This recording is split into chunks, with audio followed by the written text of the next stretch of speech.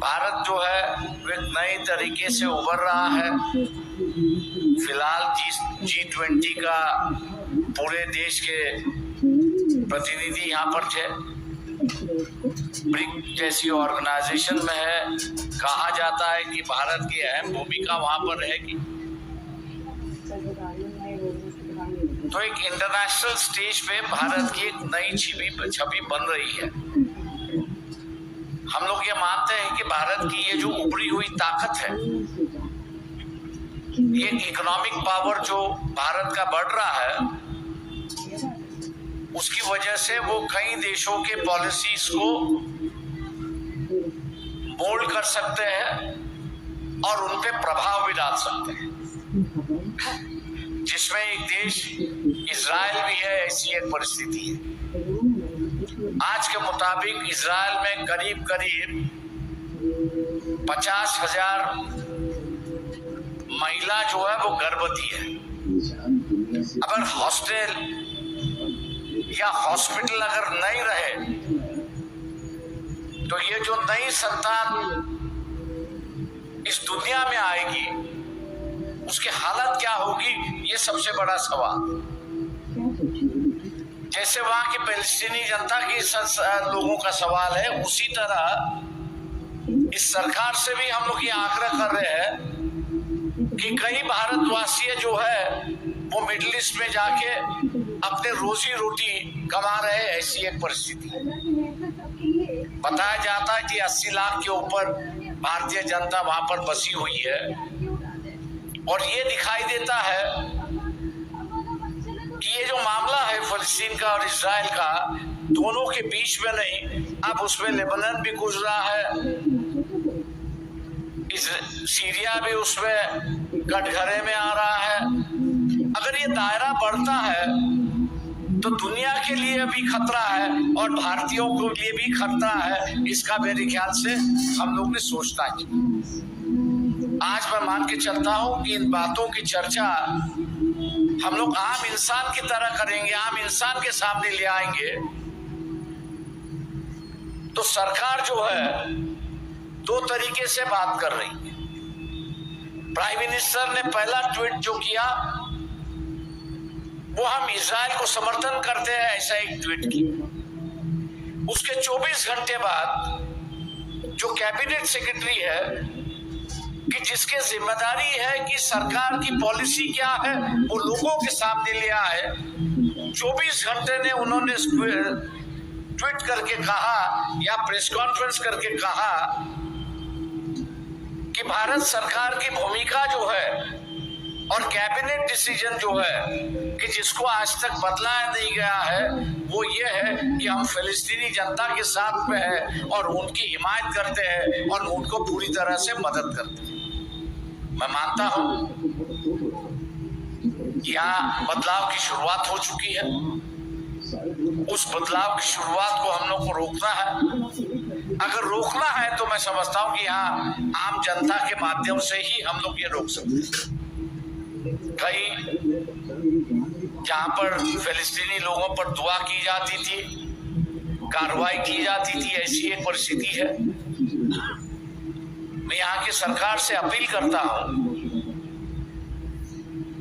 कि कौन किसके साथ में है और कौन किसके साथ में नहीं है, इसके देखने के बजाय हर व्यक्ति इस देश में आजाद है और हर व्यक्ति की आजादी जो है वो बरकरार रहनी चाहिए और वो जिसको दुआ देना चाहिए उसको मेरे ख्याल से डर या धमका के उसकी कोई जरूरत नहीं है। मेरे ख्याल से ये आजाद भारत है और यहाँ का व्यक्ति भी आजाद है, वो अपनी आजादी बरकरार रखना चाहते हैं जैसे लोगों ने यहाँ पर कहा। मैं एक बात कहना चाहता हूँ,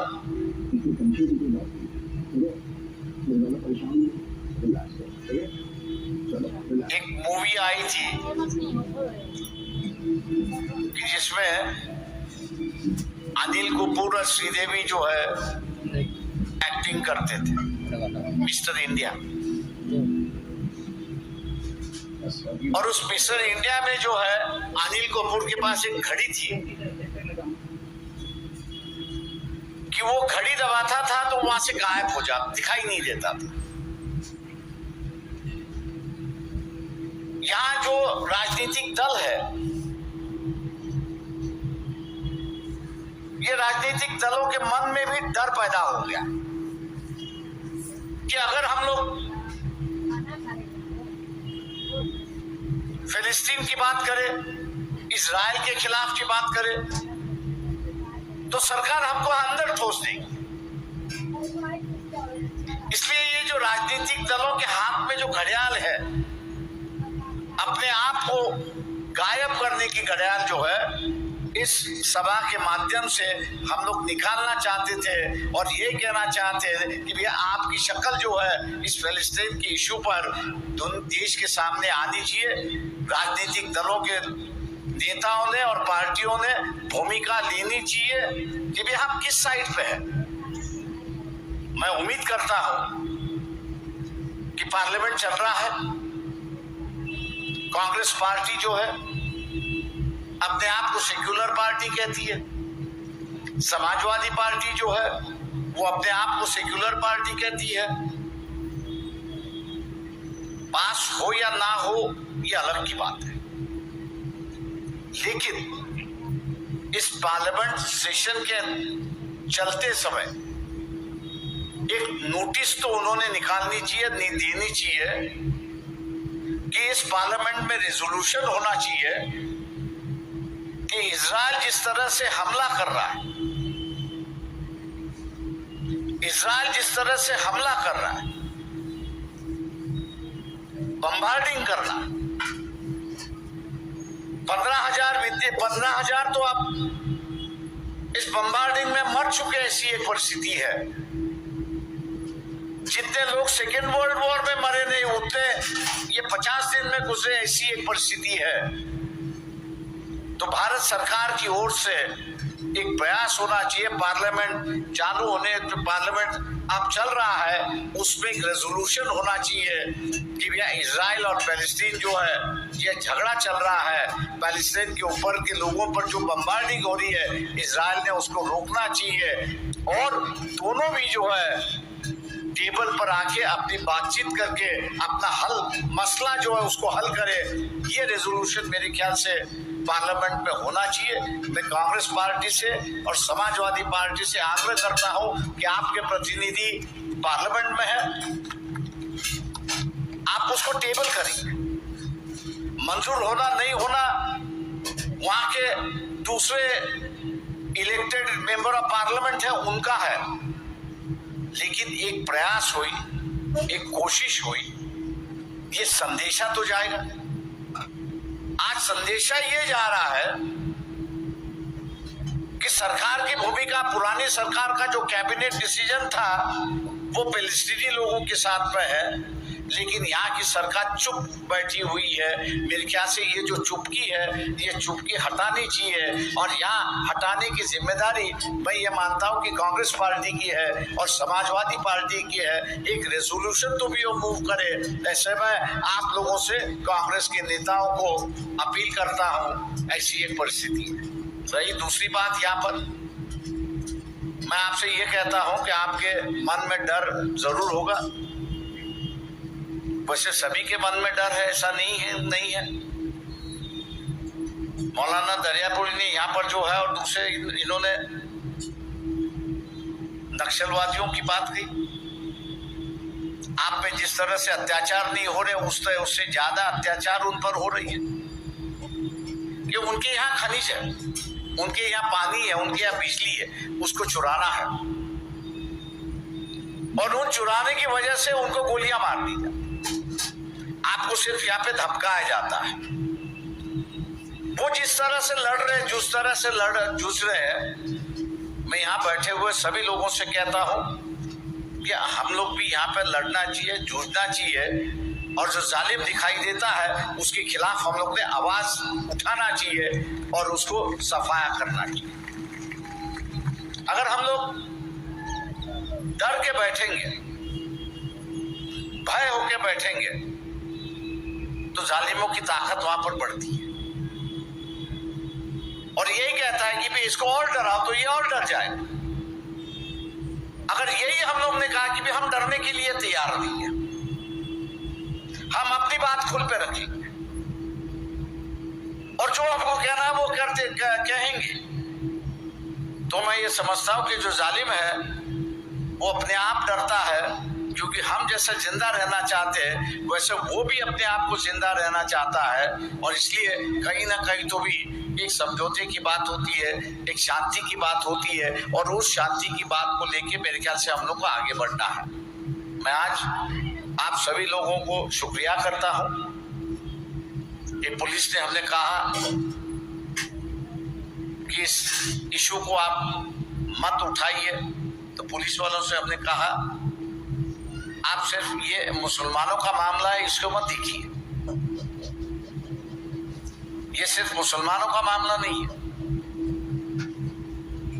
ये देश का मामला है।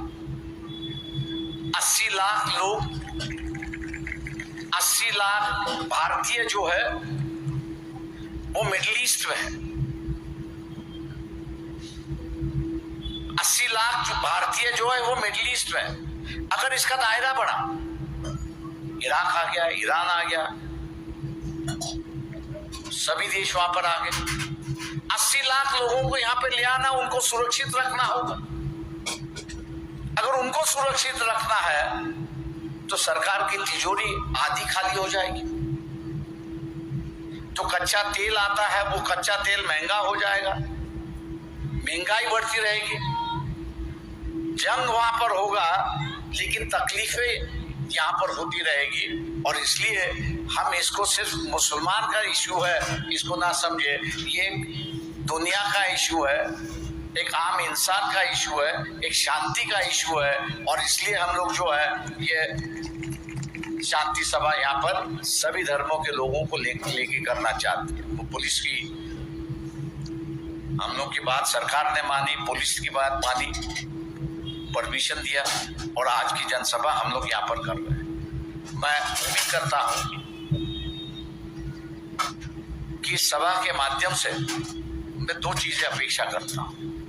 एक तो है कि आपके मन से डर पहले निकल गया होगा, एक है।